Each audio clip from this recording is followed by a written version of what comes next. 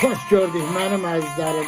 Bugün sizlere ben Qarasöpelinin hürmetli oğlu Ağabalı müəllim Xeyir Xəbərov yaradıcılığından 3 bəndlik tutarlı bir şiir paylaşıram. Şair yazır ki, Allah deresinden korusun bizi.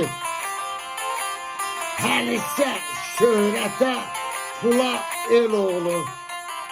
Her zaman hatadır ele obaya, bir gün ofçu, bir gün tula el oğlu.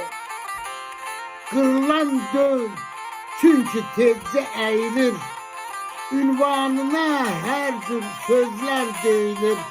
Herden şalvar, herden tuman giyinir, bir gün dayı, bir gün hala el oğlu.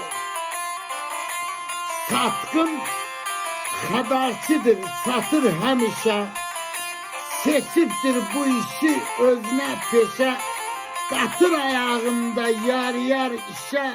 Bir mıhtı vurasan nalayel oğlu. Bir mıhtı vurasan nalayel oğlu. Allah bile insanlardan bizi korusun. Sağ olun.